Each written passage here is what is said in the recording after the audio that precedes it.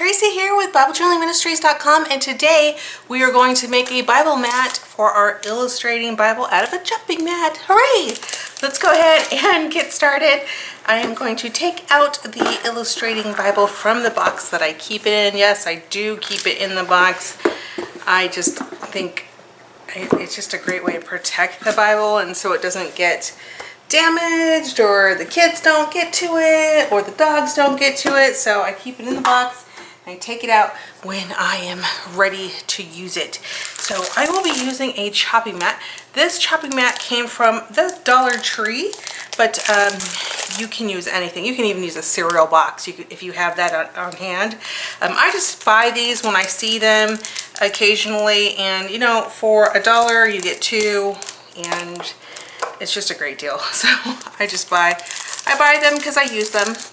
And so today I thought we would make us a really cool Bible journaling mat. So you get two of them. They're just plastic. You can use transparency too, or lamination or something like that, laminating if you want, but you know, I like to use this, so that's what I'm going to do. And it looks like what's really awesome is this mat is actually perfect size, so I think I'm only going to have to make one cut, seriously. So what I was thinking is that I would just measure the Bible. So this Bible here is about a little over 9 and 3/4 inches, so I would like to go probably 10 inches. Now it will be different on the inside of the pages. So if I'm looking at the pages here, I want to stick the Bible mat underneath that page. The pages run 9.5, so I might go I'm probably gonna go 9 inches and 9 inches, and I think I'll go with 10 inches, and then I can always cut it down if it's not what I want. So I'm gonna go with 10 inches, but you can cut it to whatever size you want. I'm gonna keep the height of it. I think the height looks really great. And for those of you who are using, let's say, something that is not the same as my chopping mat here, that is 11 inches. So I'm going to go 10 by 11. That's the plan anyways. We're going to start that way. So all I'm going to do is take my ruler here, or measuring tape, and I'm just going to measure out 10 inches. And I should probably make sure it's straight. I'll line it up here. And 10 inches is about here. And I'm just going to make that mark there. And then I'm going to go ahead and make the same mark at the top. So I made one mark down here below, if you can see that. And then one mark up here for 10 inches. And I'm going to make sure it's straight again. I'm just going to line it up here, this table, and my 10 inches is right there.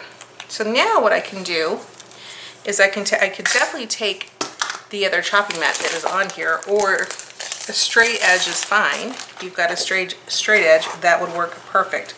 I'm just going to go ahead and line up this chopping mat against a line on my table, just because it's easy that way. But you can definitely line yours up with a ruler, or you can even use a T ruler if you have that. Those are fabulous. But for now, I'm just going to line it up against this straight edge here on my desk, and then I'm going to line up the chopping mat so it's in alignment with this line here, and then I'm just going to draw a line.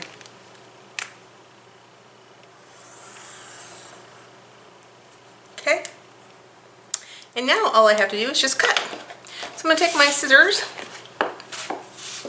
You could use a straight edge if you have that, or a guillotine if you have one of those cutting machines. I'm just going to use scissors. I'm just going to cut along the left side of that line.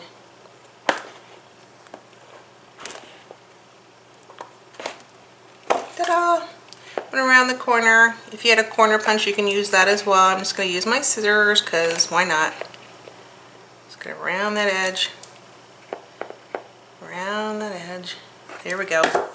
And now let's see how we like it. Now I am gonna save this for another project.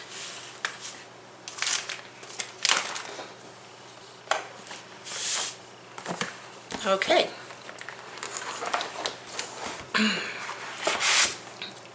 So now I have my Bible mat and I'm going to place it down here, and it is a perfect fit. I love it. It's actually, you know, it's 11 by 10 and it looks great because I have plenty if I decide to use some watercolors, or if I'm deciding to use something that might bleed through. This is going to be a perfect protector for that, and plus it makes a great solid kind of at least sturdy surface, somewhat sturdy, if I'm going to do any kind of writing or journaling.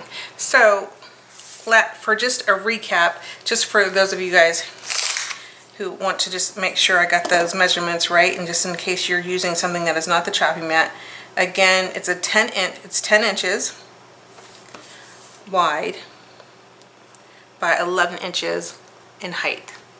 And I hope that this video was helpful to you. It's definitely going to save you some money in terms of buying a Bible mat. These are $1, so you can get 2 Bible mats for $1, so 50 cents. I think that is pretty cheap. And if you have any questions, please put them in the comments. I'm happy to answer them for you. I will definitely link up for where you can purchase the Illustrating Bible down below as well. I hope that this video inspired you to make a fun Bible mat for your Illustrating Bible. And if you have any questions, please leave them in the comments, and you have a beautiful day. I'll talk to you soon. Goodbye!